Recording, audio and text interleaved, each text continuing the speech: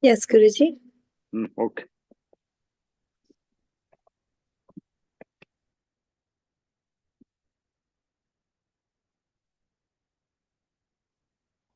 Om Sri Gurubhyo Namaha. Om Sadguru Sri Ramananda Parabrahma Namaha. Om Sadguru Sri Shivananda Parabrahma Namaha. Om Sadguru Sri Krishna Paramatma Namaha. Om Sadguru Sri Shankara Bhagavad-Gita Namaha. Om Sadguru Nityananda Parabrahma Namaha. Om Sadguru Sri Vyasa Bhattarika Namaha.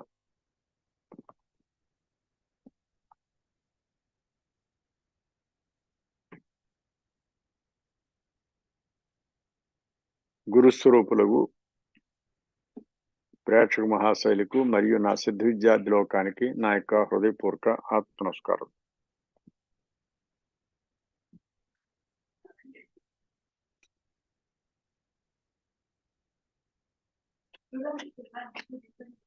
ఎవరు మాట్లాడకండి, record live.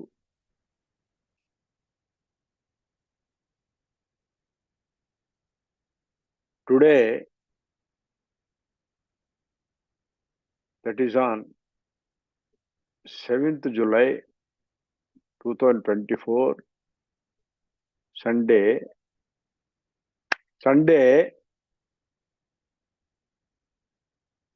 we are having a special interview with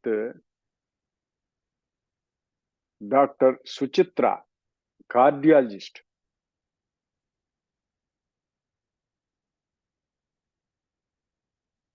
She is just by my side. She is looking like a child, but she is a senior cardiologist. Just now, herself and her husband, Venkatesh, is director of engineering, and his kids also took initiation, Upadesham. She has got some doubts, so I want to clarify. Along with this doctor's family, our doctor is also there. She is, please come here. She is Dr. Anuradha, wife of Sri Hari. So we are talking today at their house. Ama Suchitra, like you, there are 4 cardiologist doctors. They are our devotees. In addition to you, you are the 5th cardiologist. In India, there is Dr. Y.V. Rao, Vijayawada, and another cardiologist, Channakeswa from Guntur. Previously was studying in Chennai. And here there is Dr. Kalyan, Lafayette, Louisiana. He is my dearest devotee. And his friend Dr. Ankur is also cardiologist. They are doing cardiovascular surgery in Louisiana, Lafayette. So you are the 3rd doctor cardiologist in America, and total you are 5 cardiologists who are doing this pranayama. So you got some doubts. What are your doubts, please? Doctor. And thank you to the host family, Dr. Anuradha and Hari, for this opportunity. My question, slowly, sure, and loudly. Okay. My question relates to how does pranayama alter the vagal parasympathetic tone, and how does it impact the heart rate variability? The heart rate variability. Okay.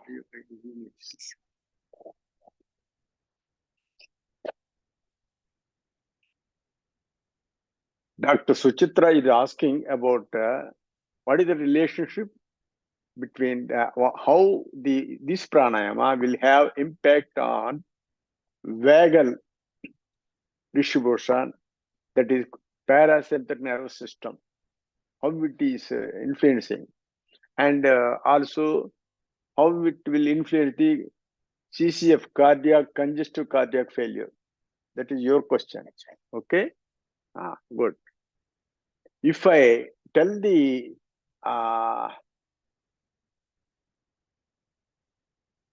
physiology about this pranayama, what is happening while you are doing pranayama, you can understand the sympathetic nervous system and parasympathetic nervous system, and along with that you will have so many answers for your questions. You will get all answers. For example, see, during this pranayama, unlike other pranayamas, see what is the exact definition of pranayama. Pranayama means prana plus ayama. Prana plus ayama, pranayama. Ayama means lengthening. Lengthening. The lengthening of the pranam is called pranayama. Here prana means that which is responsible for our upward inspiration. And apanam is the force responsible for our expiration. To combine these two things, we are doing pranayama. The ultimate result is, while doing pranayama, you know you are doing churning of your own life force. When you are doing churning, the gross prana shakti will be turned into subtle prana shakti. It is being micronized. It is being micronized. How it is being micronized, I will tell you.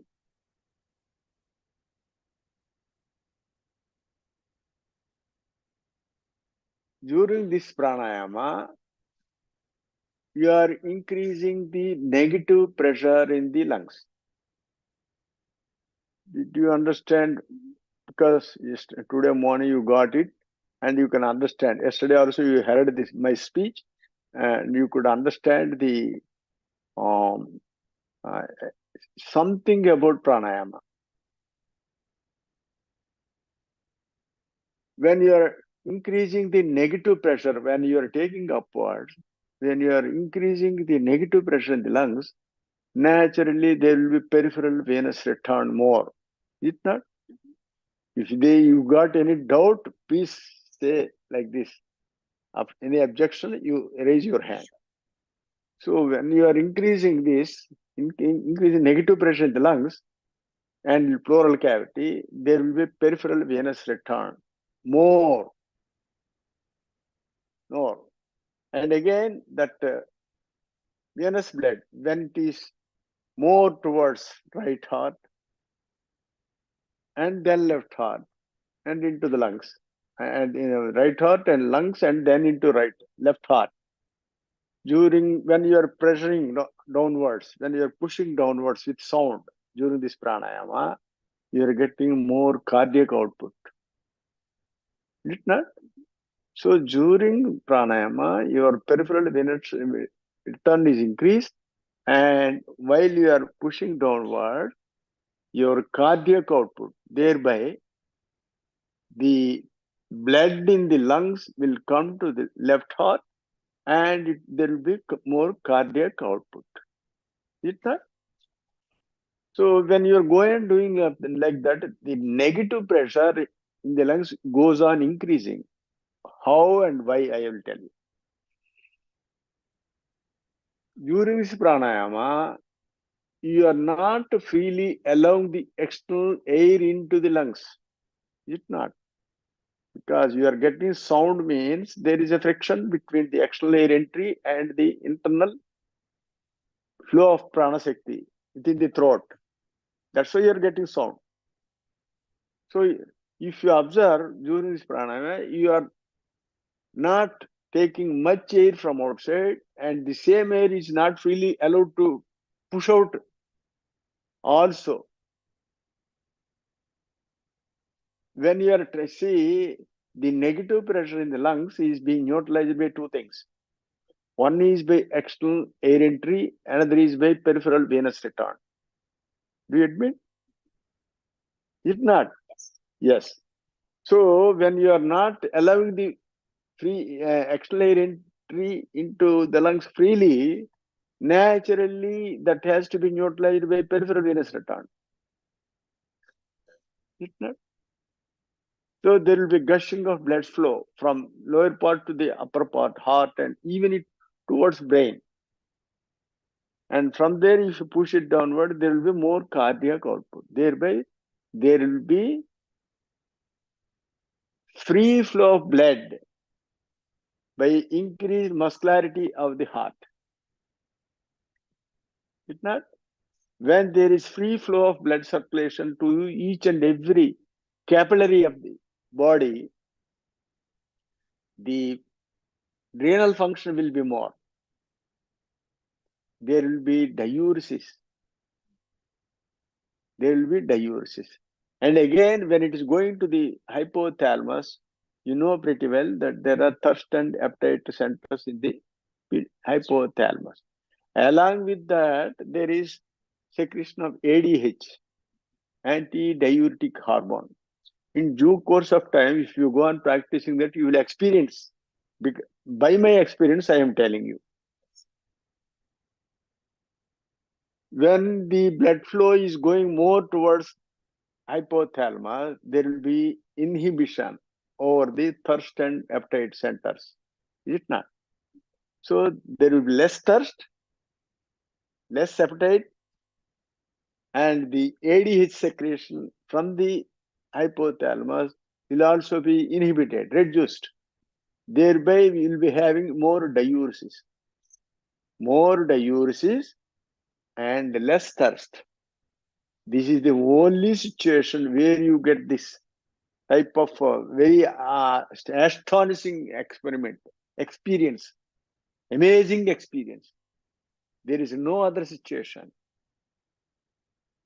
Because you are getting more supply to the hypothalamus, the thirst and appetite centers will be inhibited. Because of more renal flow to the kidney, there will be diuresis. So now you are pushing more water outside and getting less water from outside. Is it not? Pushing more outside during diuresis, and because of less thirst, you are taking less water. Thereby, there will be reduction in the volume of the water compartment, and ultimately in blood volume also. Is it not? But mind you, when there is reduction in the water compartment, there won't be any dehydration. Suppose if a normal person gets loss of this water through diarrhea or something, or perspiration or anything, there will be demand for the water, there will be dehydration. But whereas during this physiological process of pranayama, the hypothalamus is getting sufficient blood supply. There is no scope for dehydration. And moreover, during dehydration, when the blood volume is reduced, you know there are three compartments of water: intracellular, intracellular, and extracellular. All within all the three compartments of water, they will be reduced because of more diuresis and other things. Yet not. So when the amount of blood is reduced, naturally there will be increased viscosity during diarrhea and other things. But here in this yogic body who is doing pranayama, the blood viscosity will be thinned out because of speedy blood circulation. When you are doing pranayama, because of speedy blood circulation, there is no scope for stagnation anywhere. Thereby, you are getting heat also. When there is speed blood circulation, you will be getting heat. That is called yogagni. Is it not? So, all these put together, your parasympathetic nervous system will be undermined. What do you say? Yeah, agree. You agree? Yes. So, when there is domination of the sympathetic nervous system and recessive part of the parasympathetic nervous system, and naturally the adrenaline and noradrenaline will take upper hand. And moreover, when there is a blood supply freely to the brain and the body, when the return is also there, but the secretions in the body, they will be reduced. Dilution will be reduced. When there is less dilution, when the dilution of the blood is there, the parasympathetic system will be more dominated. But because the blood volume is reduced by this pranayama, the sympathetic system will take upper hand. So there is no scope for congestive cardiac failure. During congestive cardiac failure, naturally there will be load on the heart. There will be the cardiomegaly. Is it not? So you naturally give medicines for diuresis only, for the CCF. For any person who is suffering from cardiac failure, you will give diuretics. But naturally you are producing diuresis. So it will have a direct impact on the cardiac failure. Automatically domination over the parasympathetic nervous system. Understand? Have you got the complete answer? Yes. Any more question? What have Siddhis taught us about how to help with muscle injury, muscle repair? How can we help our own muscle cells to help it repair? Yes. Here, usually there will be a certain percentage of degeneration of all the cells in everybody. Is it not? That will happen in the brain and in other system also. In our brain, you know, at the age of 20 years, from 20 years of age onwards, there will be degeneration of 20,000 cells per day. That is also, there is a calculation. After age of 20 years, there will be always degeneration of not only your brain cells, other cells also. It's not. So degeneration and regeneration of cells depending upon your prana shakti available within you. When there is not sufficient prana shakti, that we are regularly losing through your expiration. That is already explained to you. So when you are regularly losing this divine energy through expiration, the prana shakti will be, the quantity and the quality of the prana shakti will be reduced. When there is a reduction in that, naturally there will be degeneration of cells. When you are doing churning, you are getting more subtle part of this prana shakti, subtle energy, micronized prana shakti. That will supply everywhere in the body. So where is the question of degeneration?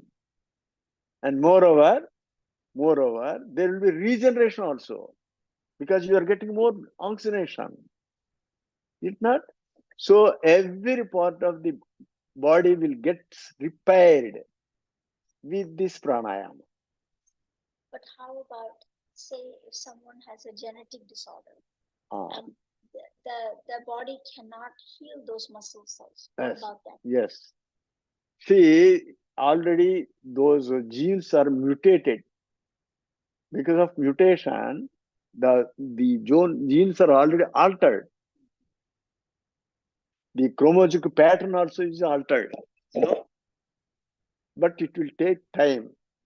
It will take time. Here we are trying to explain in terms of body structure, physiology, anatomy, and all these things. But when you are all these structures are totally surviving with the oxygen, what you call prana shakti only. Is it not? When it is gone out, this will be decomposed. Is it not? So when you are having sufficient pranashakti inside your body, naturally the body will survive longer. When it is surviving longer means the genetic system and other nervous systems, all these things, they will be getting more sustenance. They will be more sustained because of some abundant supply of this blood, this oxygen. Mind you, oxygen means not this oxygen. Oxygen means not this oxygen. This is, this is only a physical gas. It doesn't contain any knowledge or happiness. Of course, it is having some heat nature. Because of that heat nature only, you are taking that oxygen for our body momentarily.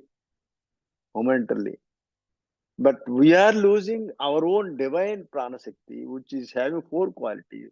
That is divine energy, knowledge, happiness, and power, light, divine light.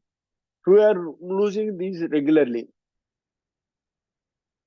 When you are losing more, naturally you will require more external oxygen. That is the reciprocal phenomenon. When there is sufficient prana shakti inside, the requirement of the external oxygen is lessened. For example, I will tell you, you are running. Naturally, at one stage, you will be gasping. Like this, you will be gasping. Why you are gasping? During running, you are, yes, you already lost so much of prana shakti. It needs more oxygen. Instead of oxygen, you are not able to churn it naturally because of negative pressure. That this external will occupy that. So that is the direct phenomenon. When there is reduction in the prana shakti, vital prana shakti, this external oxygen is necessary. When there is abundant, this requirement will be lessened. First of all, you should know the contrast between the external oxygen and the prana shakti inside.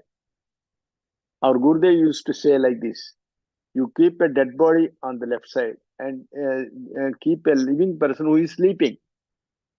During sleeping also, this living person is taking respirations involuntarily. Why this dead body is not able to take?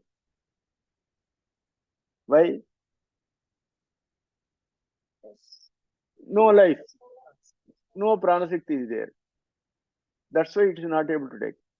That clearly indicates that there is this pranashakti and the external what you call pranavayu or oxygen, whatever you call. These are quite distinct and separate. They are quite distinct and separate. Is it not?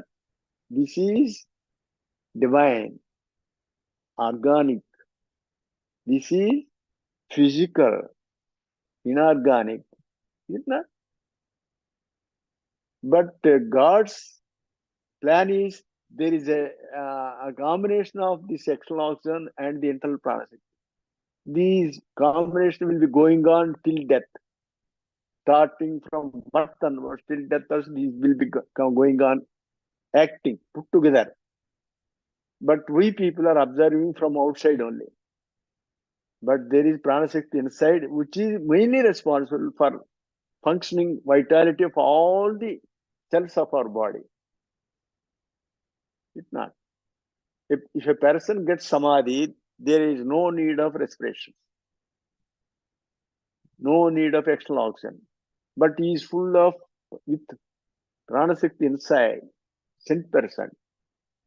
So when there is increase in the pranashakti inside, the necessity of external oxygen is lessened. That is the thing everybody should know.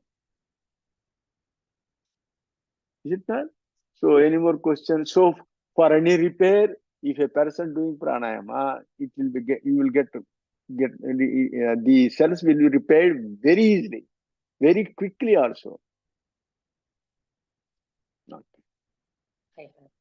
Yes, your good name is Venkatesh. You are her husband. What are you? You are director of engineering. Please ask question.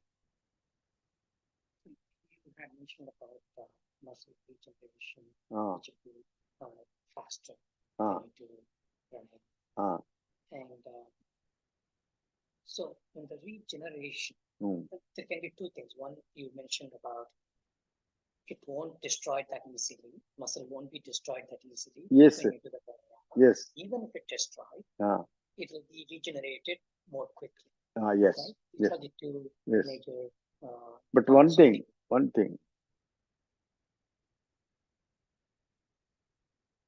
Don't expect that every nerve cell will be regenerated again.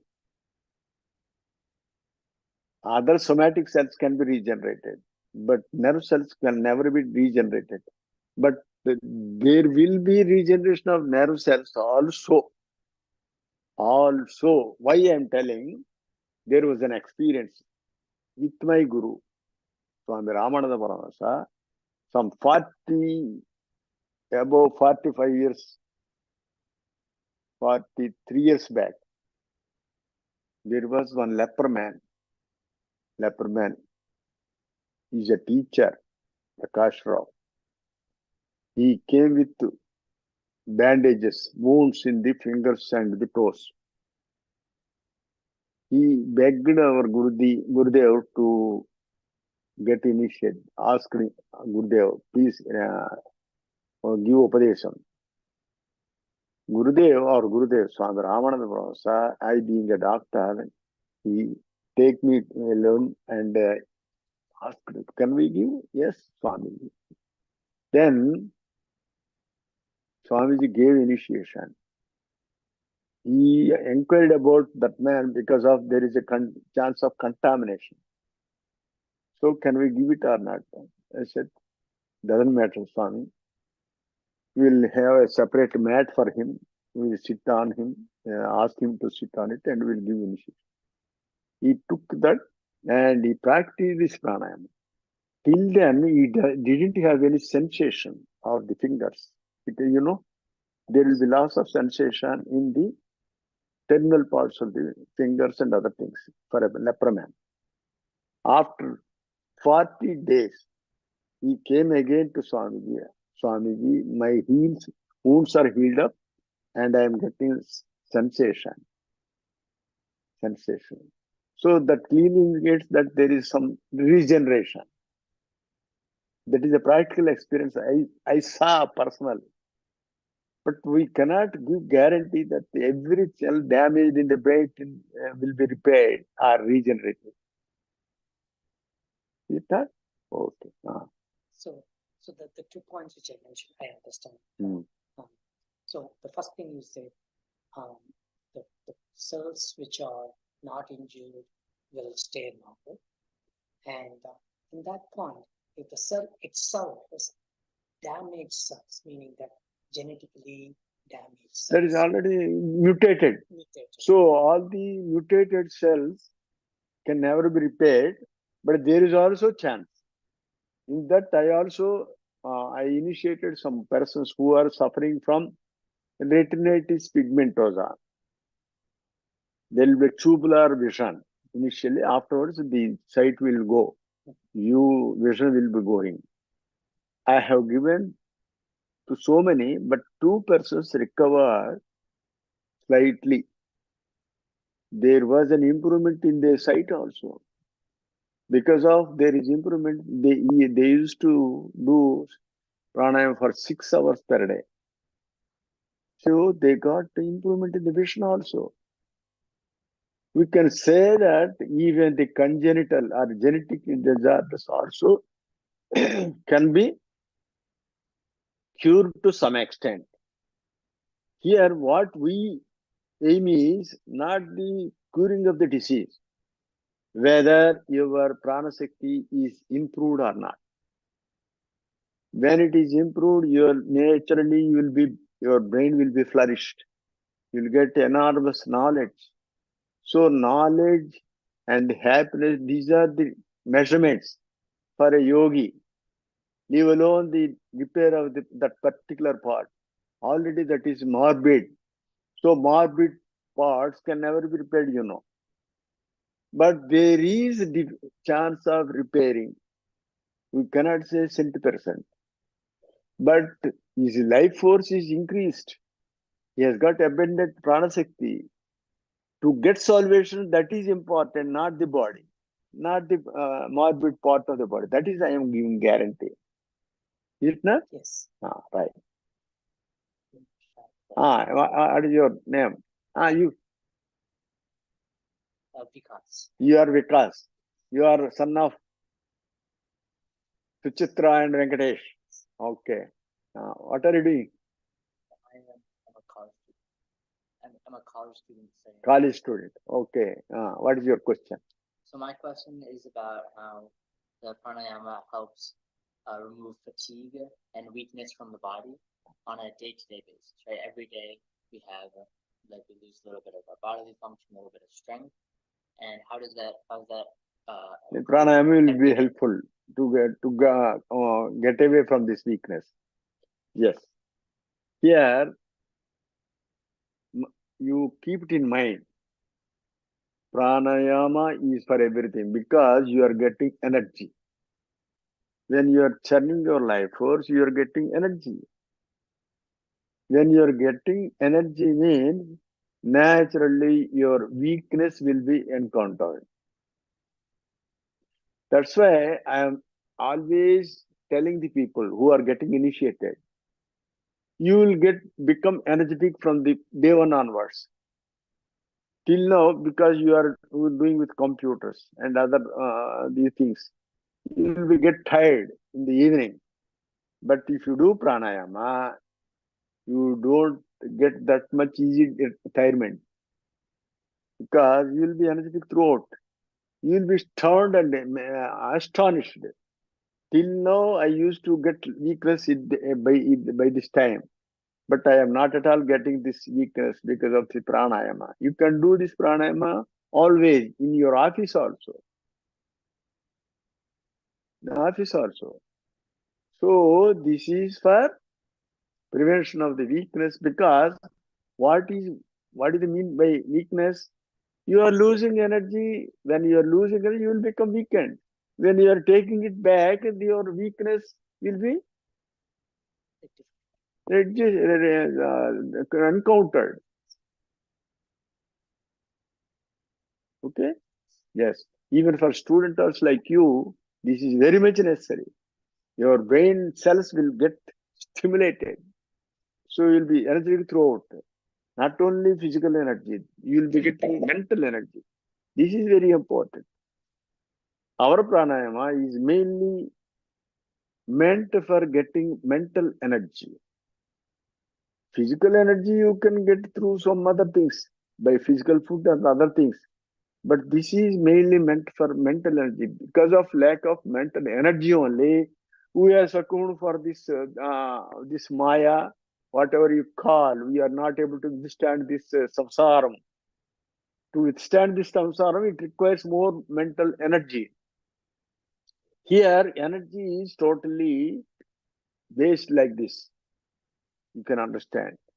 See, in our spinal cord, Sushumna, Vedic term is Sushumna, medical term is spinal, central canal of the spinal cord. Is it not? So our cerebrospinal fluids will be always flowing downwards only.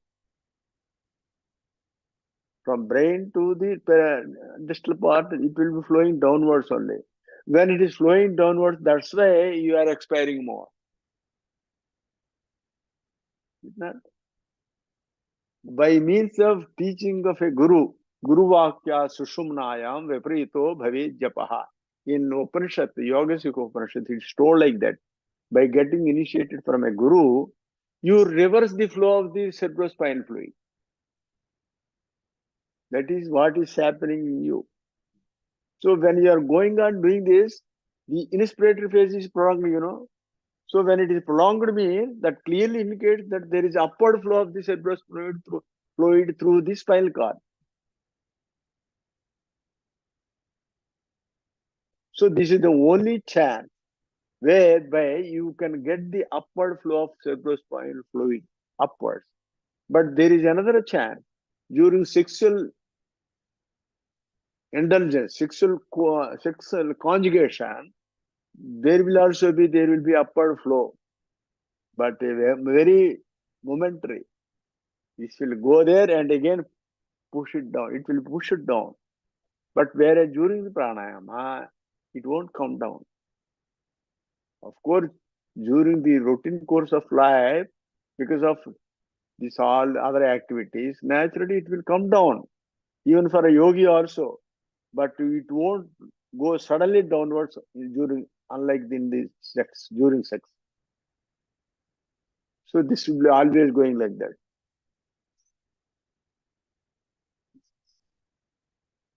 Okay. Any more? You are totally convinced? Yes. Huh? We are very convinced about how the Shakti is helping us in every Yes. aspect of it. You can give answer by this pranayama for any question, not only question, even this physical and mental diseases also. All these are due to the lack of sufficient prana shakti. Our Gurudev used to say, the prana shakti is coming from here and going downwards. But the same force, it is not going upwards. It is totally. Just like if you throw a ball from above, from a terrace, if you throw a ball, it will fall onto the ground and it jumps. But it won't jump up to that level. Because while going downwards, it is losing some energy. So it won't go to that extent. Again, it falls down. And like that, it goes on falling like that. Is it not? So like that, we are losing this energy during this expiration. So if you are reversing the respiration, here pranayama is nothing but reversal of normal respiration. Reversal of normal respiration. So when you are getting more towards upwards, you will be more energetic. So theory, this is okay, but it requires a lot of practice. If you do this pranayama, you can understand this is the only method of getting mental energy on this universe, in this universe, on this earth. Understand? Yes. Because you are too much intellectuals, you could be able to understand this subject very easily. So there are two things which I got enlightened. There are Pranashakti is one for the physical body. Yes. And Pranashakti one for the soul, the life energy. Spiritual. Spiritual aspect. And that is what more important. Yes. You have mentioned about sonation or moksha. Yes. Using that is what more important, because the body is going to be temporary. And another thing is, this physical part is naturally under the control of that spiritual part. If you are getting that spiritual part of the mind, when you are getting spiritual mental energy, naturally this physical body will be under your control. Our Gurudev used to say, deficiency of the mental energy is the root cause for all the diseases. See, every disease carries these two parts, psychosomatic. Psychic means mind, soma means body. But we are treating the somatic part. We are treating the... Yes, we are not at all touching the psychological part. If you go on doing this pranayama and get more mental energy, naturally your mind simultaneously and the body. Sound mind, sound health. Straight away you can blindly say you can treat any disease by doing pranayama. But the only thing is that depends upon your practice. If you do it vigorously, continuously, you can get rid of all the things. But mind you, there is one obstruction will be coming forth with this your previous prarabdha karma. That also will play a role. So with this body, within this birth, you do a human effort by doing pranayama. And there will be The prarabdha karma, previous birth's prarabdha karma will be going on objecting you. There will be a clash between your previous prarabdha karma and this human effort in this birth. In Yoga system, there is a story. In Uttvate Prakaranam, there is a story. There are these what you call goats. Goats. Two goats will be there. When the two goats are dashing each other, the one goat is of the previous prarabdha karma, and this goat is with this human effort. Whichever is mightier will win the race. So like that, you do more effort. Your previous prarabdha karma will be nullified. That is the thing. That is a beautiful story told in Yoga system. That leads me to another question. Sorry. Do we have time? Oh, no. I am ready. So that leads me to another question. She talked about the previous karma. So what we have learned is the previous karma determines the kind of life we live right now. Whether it's a good or bad. Yes, definitely. Yes. Right. And so you had rightly mentioned about you can also overcome Yes, that is the thing. So the prana shakti is going to it's a possibility that it can overcome the previous karma. Yes. See, everybody thinks that we cannot overcome the previous karma. Simply we are suffering. Even animals are also suffering. Other creatures are also suffering. We are also suffering. But there is a chance of overcoming this karma because you have got some discrimination power. With this discrimination power, you have to make an effort by doing this pranayama. How and why this pranayama is necessary, So to face the consequence of the previous karma, there are two things necessary. One is body and the mind. These two things are suffering, being affected by the previous karma. Is it not? These two things are being affected. But by the time you are facing the previous karma, when you are doing this yoga sadhana pranayama, your mind will be going upwards.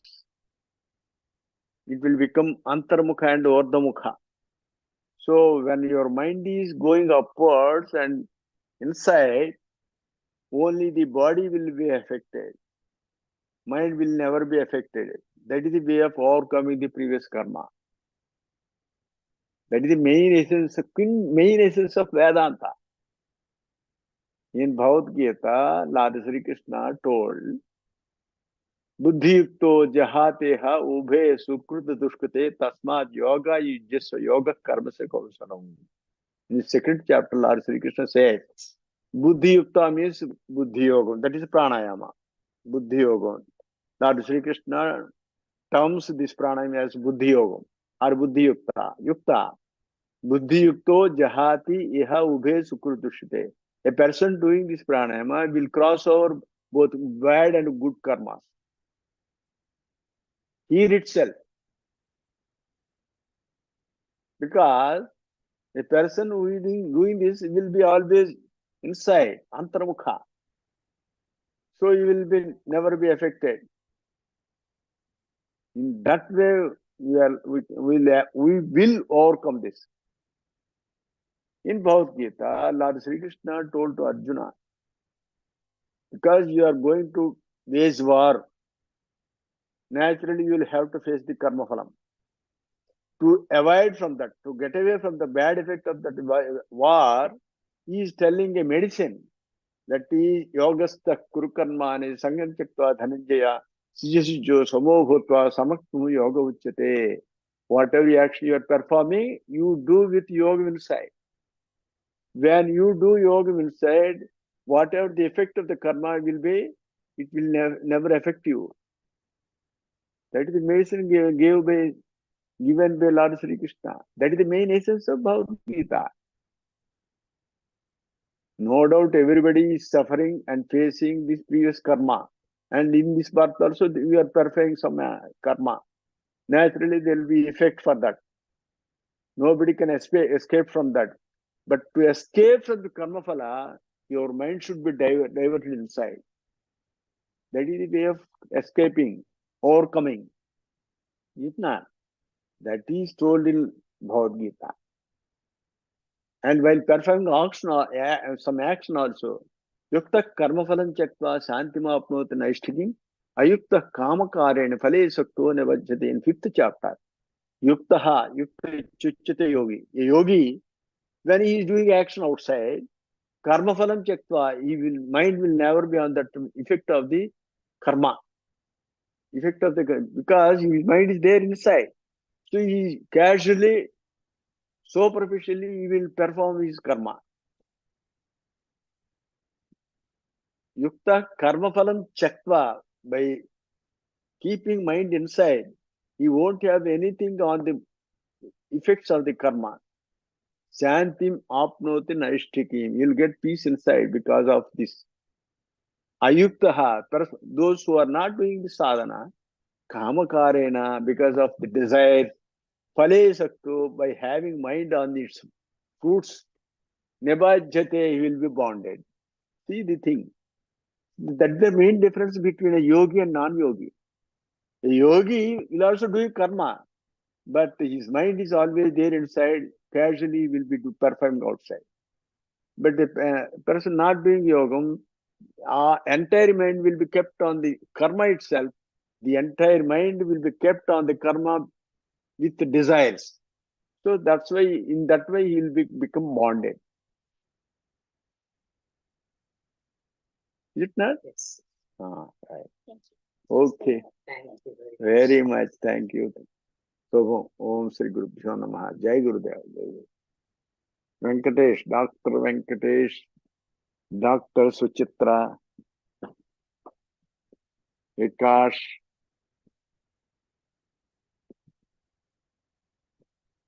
Nisha, Nishi. Okay, right.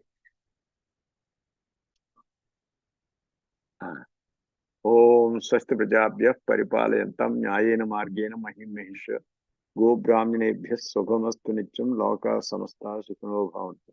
Om Sarve Sukhinas Santu Sarve Santu Niramaya Sarve Bhadrani Pashyantu Mahakashya Dukkha Bhag Bhavet.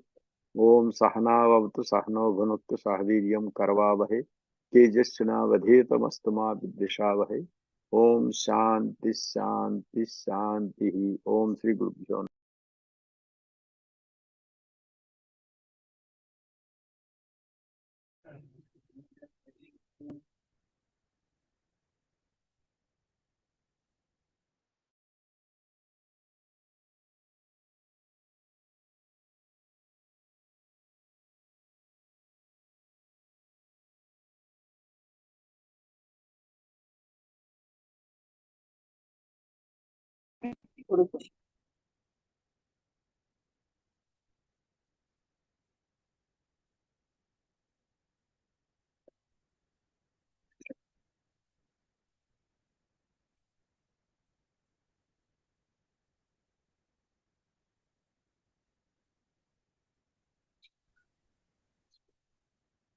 ఎంతసేపు అయింది recording?